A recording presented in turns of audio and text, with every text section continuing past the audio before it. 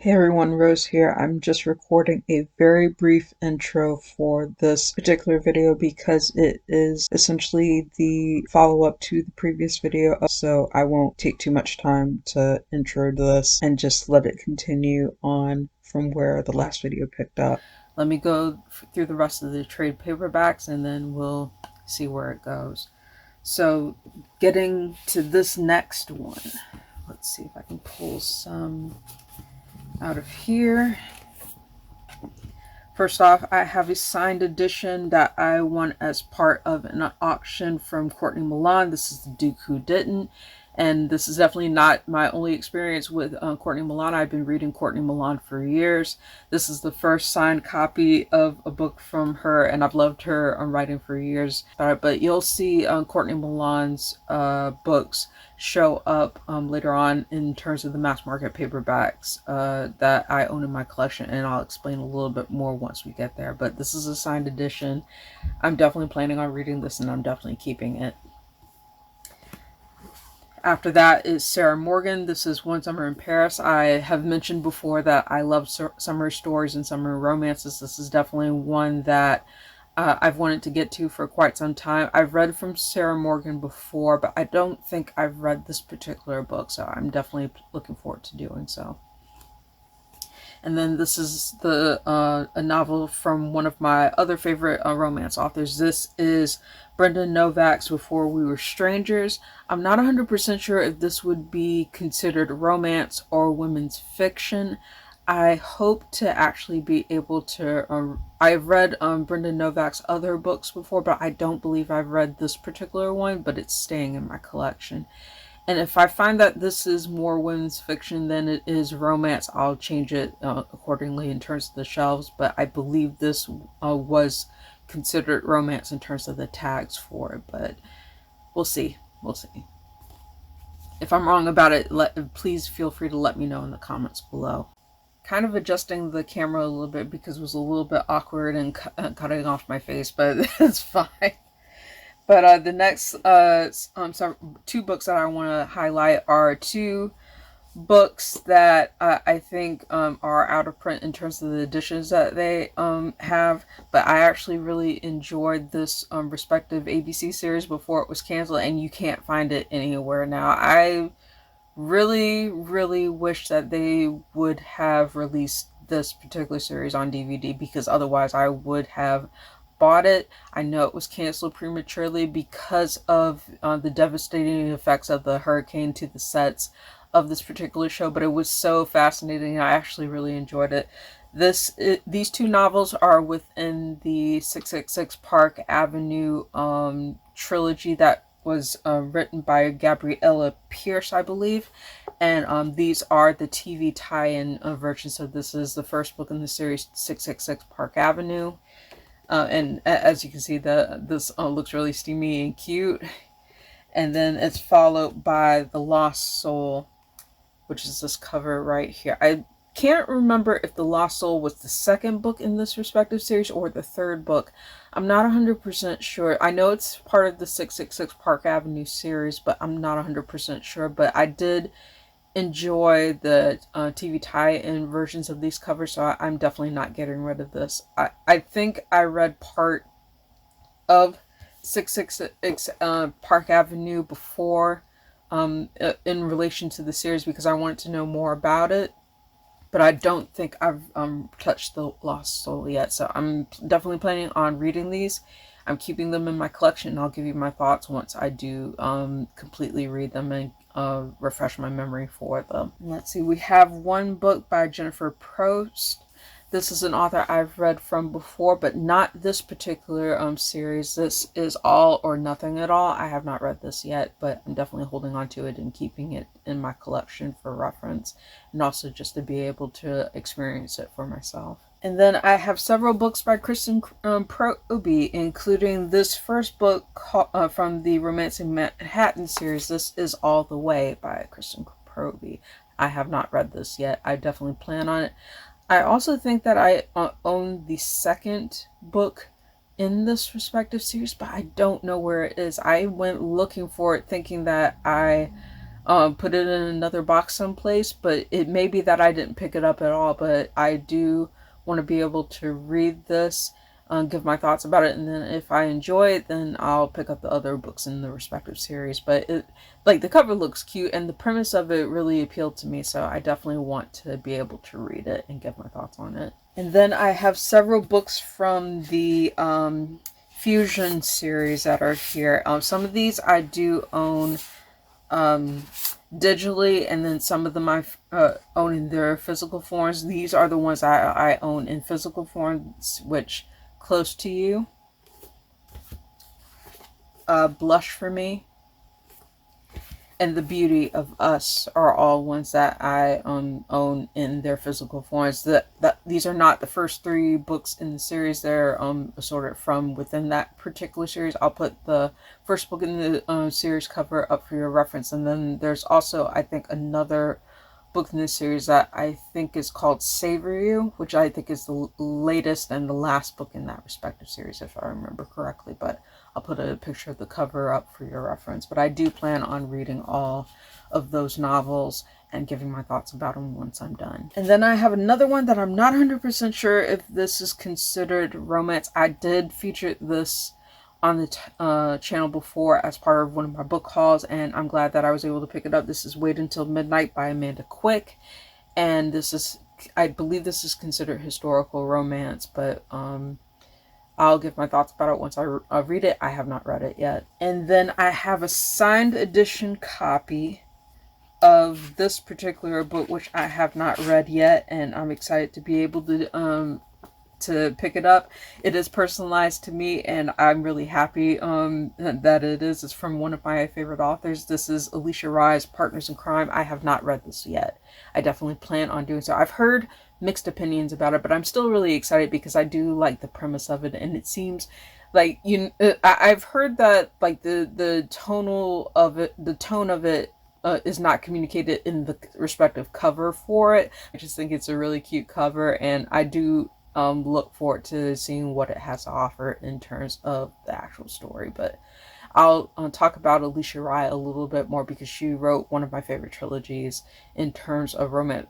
In terms of my romance collection, I own that in mass market paperback edition, but we'll get to that when we get to that. And then I have several books by Frances Ray in terms of the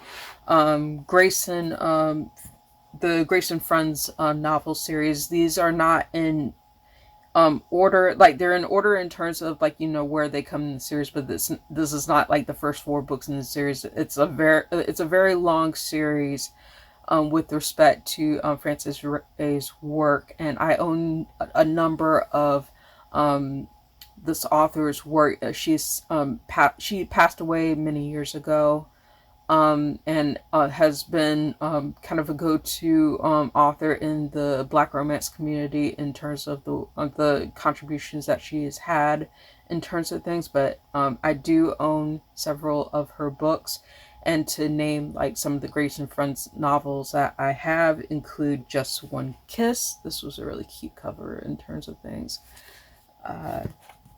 Followed by All That I Desired, followed by All I Ever Wanted, and then finally A Dangerous Kiss by Frances Ray. Okay, next up is by another Harlequin author that I am very familiar with in terms of the work that she has done. I'm not 100% sure if I'm going to keep all the books that I own from her. I definitely know that I am going to hold on to the Rose.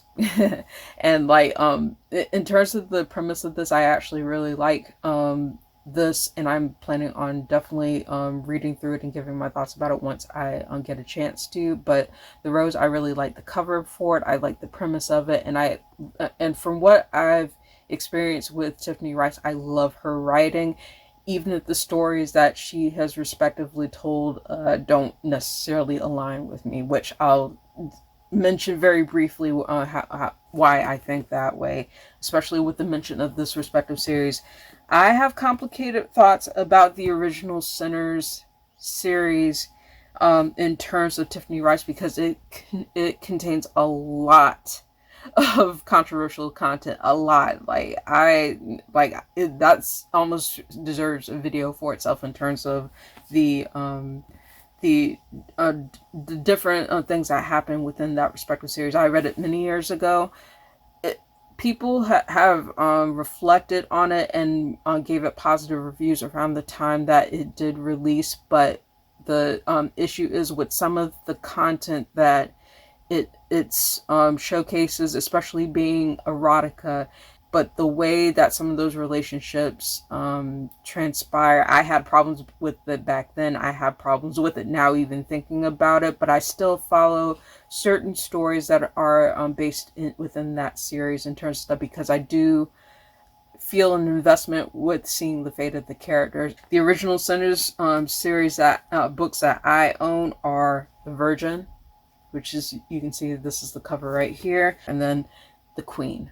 So I'm not 100% sure if I'm going to hold on to these specifically, because this is a series that's kind of hit and miss with me in terms of things. I may put them to the side, revisit them, and give my thoughts about it. I don't think I've read these two particular books.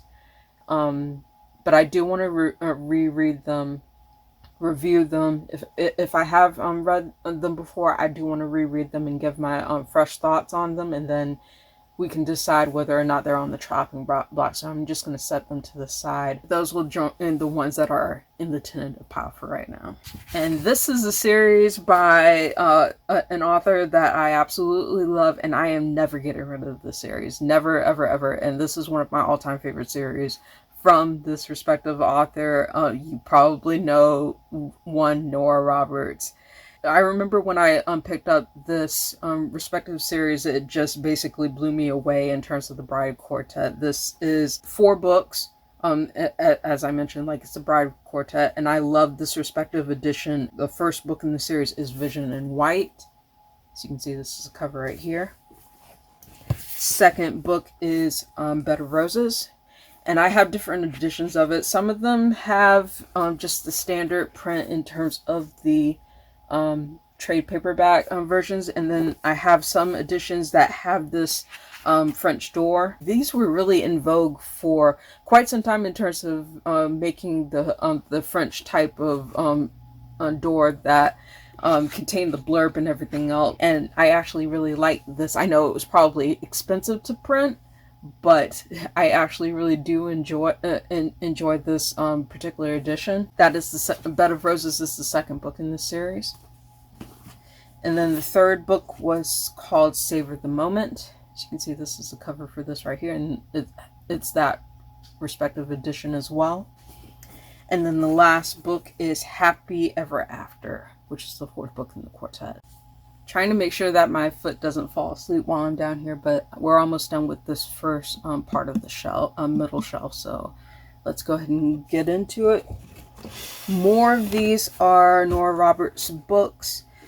I have 2 books in the Gallagher's of Ardmore trilogy. Book 1 is Jewels of the Sun by Nora Roberts. Book 2 is Tears of the Moon, and this is the cover for this as well. And as I mentioned, I really like that French door type style, and the different the way that they cut the pages for those respective books. So I'm glad that I have those editions in my collection. And then I have 2 books in the Irish Born trilogy by Nora Roberts. The first one is Born in Fire, followed by Born in Ice. This is the cover for this right here. I also have the book 3 in the Guardians trilogy. I don't have the other 2 books, unfortunately. I was able to pick this up for a pretty decent price at Barnes & Noble. This is Island of Glass.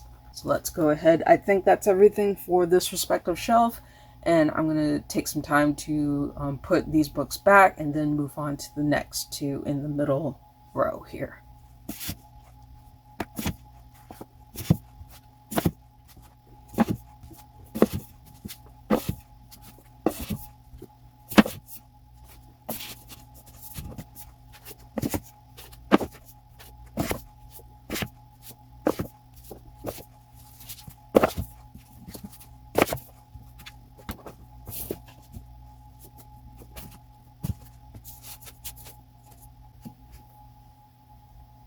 All right, I think we're good. So we can move on to the next shelf here. So let me scoot it back a little bit. I know that I mentioned in previous parts of the video that I didn't have a lot of, I didn't have but a few hardcover romance books, but I did have a couple, one of which was from Miss Bev.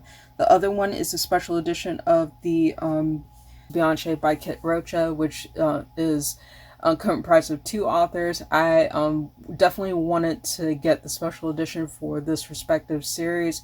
I bought this book. It was a combination of the original covers in ebook as well as the reissued covers, and then this hardcover I was able to pick up. So this is definitely staying in my collection, and I'm glad to have it. Next one is by Nora Roberts. This is The Villa. This is actually one of my favorite covers from Nora Roberts. This is definitely staying in my collection. This next book is one that I read many years ago, but I don't remember much about it, so I definitely want to give it a reread. This is Sacred Sons.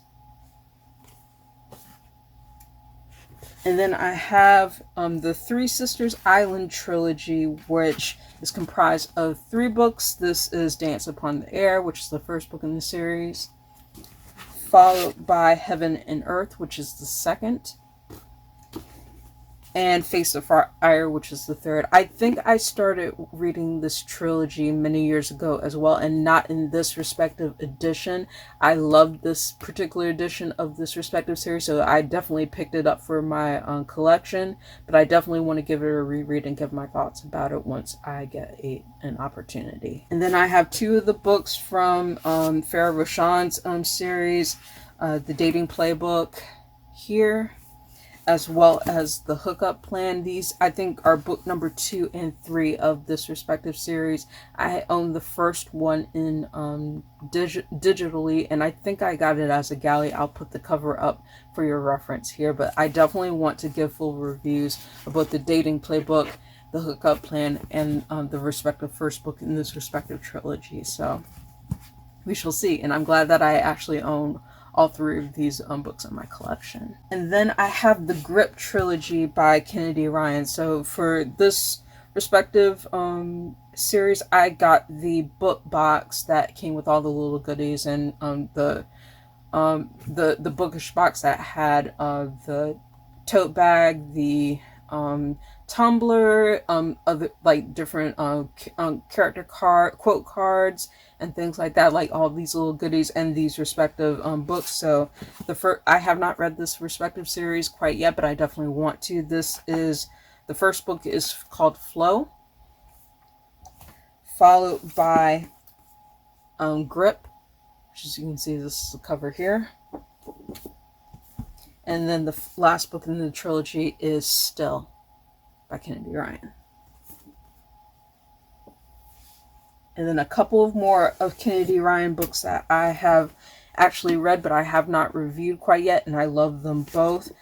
This one is Real, which takes place during the Harlem Renaissance. And then the third book in the Kingsmaker trilogy is Queen Move. As you can see, this is the cover here, and this is the original cover, and I love this cover.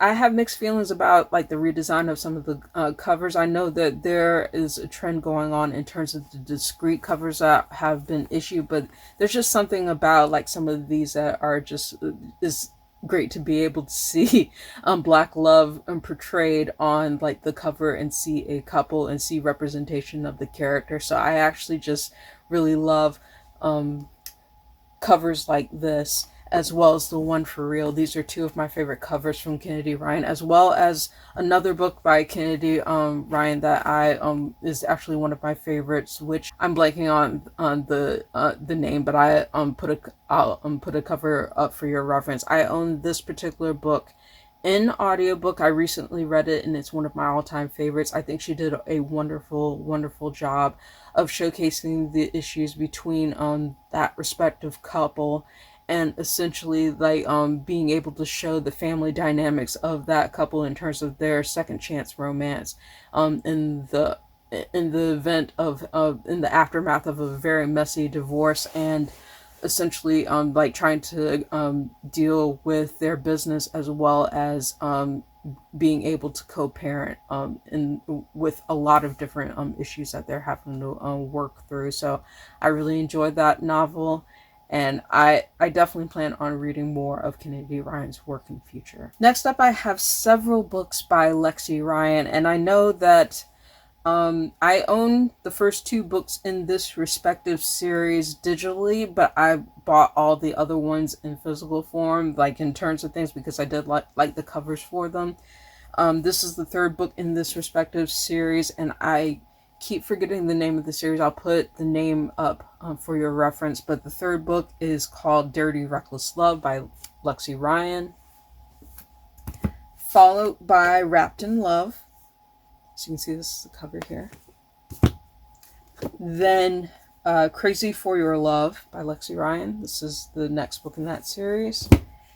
And then I think this is the latest one. I don't think it's the I don't think she's released any other books in this respective series, but I could be behind. This is If It's Only Love. And then I have another book with respect to Lexi Ryan for another series, and this is the Orchid Valley series. This is Every Little Piece of Me by Lexi Ryan. And I've read from Lexi Ryan before. I've had mixed opinions about some of the books that she has written that I've read in the past, but I genuinely love her writing style, so that's one of the reasons why I have so many books by her in terms of things. It may be hit or miss. If I have not read any of the ones that I just showcased to you, like in terms of the physical copies that I have, but in the event that it may not work for me, I definitely have a place where I can give them a good home in terms of things. And then I have for Jill Chavez, I Have Love for Beginners. This is an interesting novel that I wanted to read because of the premise for it, and I definitely plan on getting to it pretty soon. And then I have one of my all-time favorite original trilogies by Maria V. Snyder. I loved this respective series when it first came out, and I read it back to back to back, like in terms of the appeal. This was originally published by Harlequin Mira. First book in the series is Poison Study by Maria V. Snyder. As you can see, these are the original covers for this. I know that they had reissue covers for this, the original trilogy for this series, but I just have an inclination to the original covers that were issued with this series. But first book is Poison Study. Second book, I believe, is Magic Study. And then the third book is Fire Study, if I remember correctly. I think I got that right. Yeah, that's correct. So that's the correct order for that respective series. And then there are 3 more books in that respective series by Maria V. Snyder. I don't have the physical copies for that respective series in terms of the follow-up books 4, 5, and 6, but I do have galley copies, digital copies that I still have in my collection that I definitely plan on reading. I read the original trilogy. I kind of want to reread the original trilogy before I tackle books 4, 5, and 6 of Maria V. Snyder's series, just to refresh my memory. And then also, I have read the novellas that are associated with the series, but it's been a little while, and I do want to reread those as well. And then I have 2 more books to highlight. I have the movie tie-in cover for The Hating Game by Sally Thorne. I've talked about this on my channel before. I did not like the original cover for Sally Thorne's thing, so I specifically hunted out the movie tie-in cover to have for my collection. I do plan on, I've read part of this, but I haven't read it in full, and I definitely plan on getting to it pretty soon. And then I have, this is a book that I have read before and I really enjoyed, but I have not given a review for it. This is Love at the Icicle Cafe by Denise N. Wheatley. As you can see, this is the cover right here. I definitely recommend this as a timely Christmas read. It was really sweet and I really enjoyed it.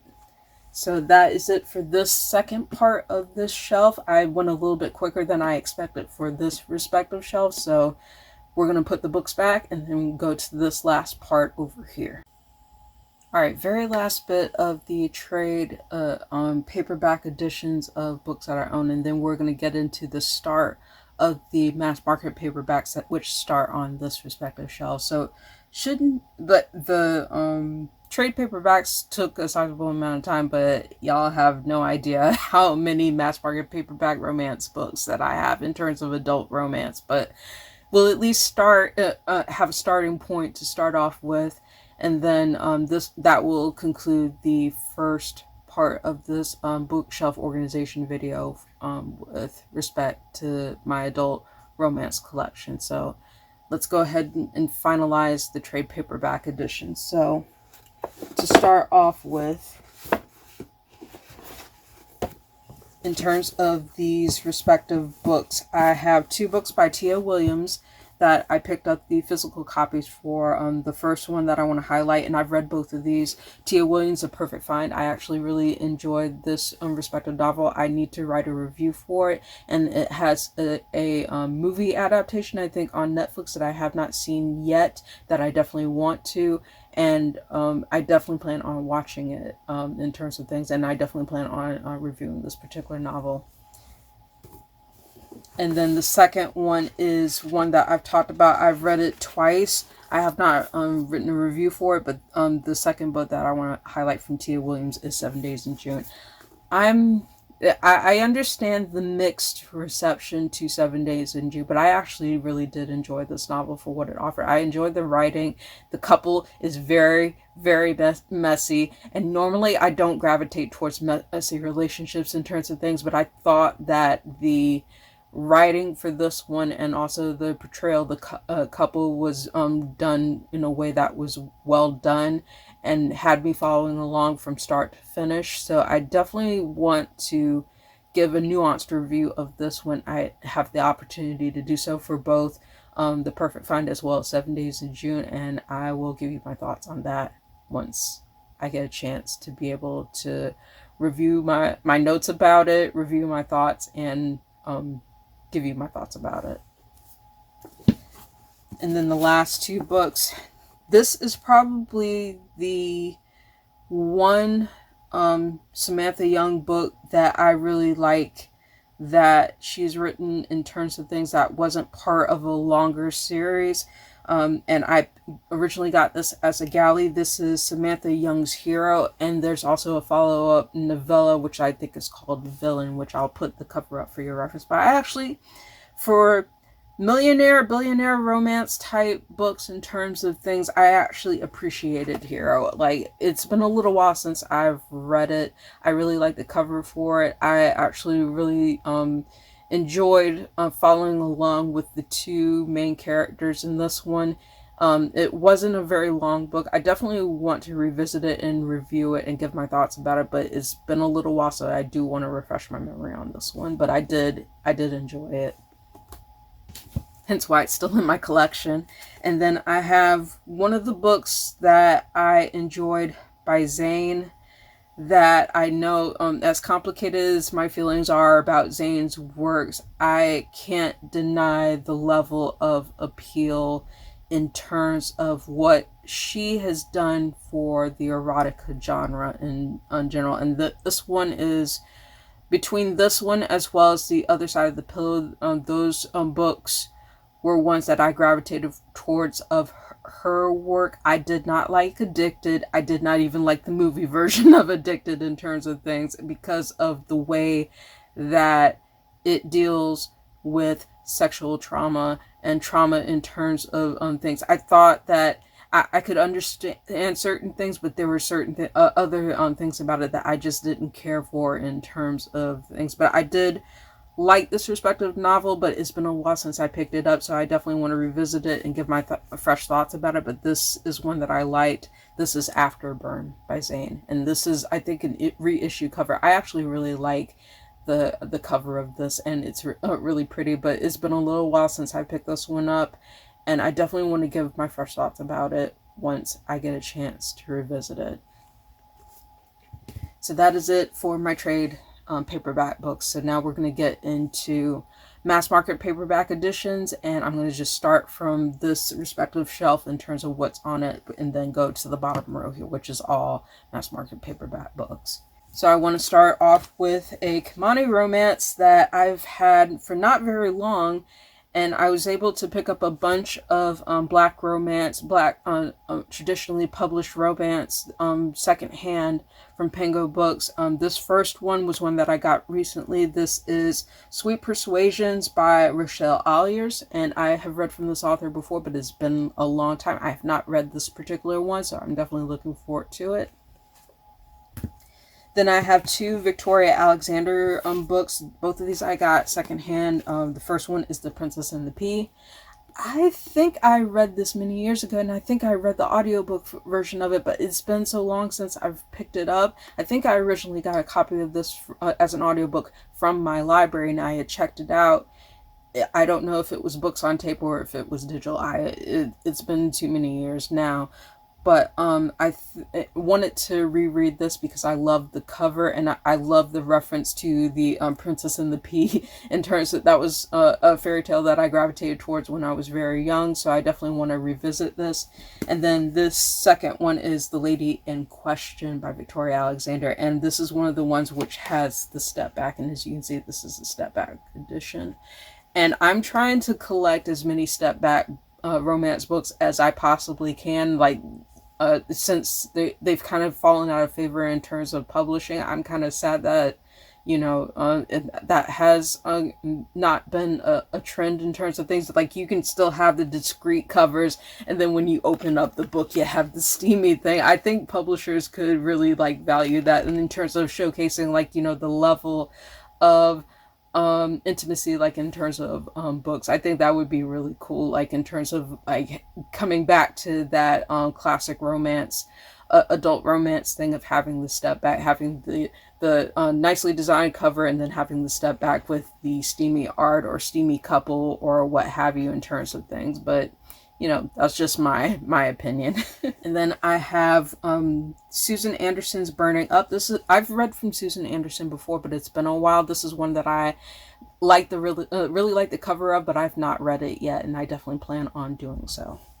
I got that secondhand as well. And then I've talked about this on the channel before in terms of a romance, adult romance centering firefighters by Bella Andre, and I've shared it in a book haul before, but the first book in this respective series is Hot as Sin, followed by Wild Heat, as well as Never Too Hot. I have not read these yet, but I definitely plan on doing so. And then I have the first three books in the Hidden Legacy series. As you will probably tell, I did not separate paranormal, historical, and contemporary romance for the mass market paperback. They are all just grouped in adult romance.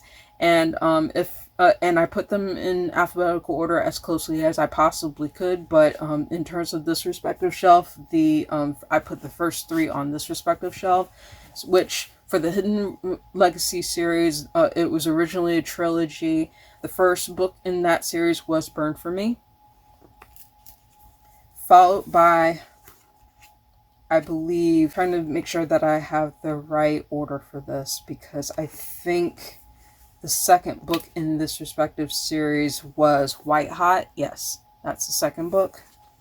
And then the third one was Wildfire, which is the third book in the Hidden Legacy original trilogy.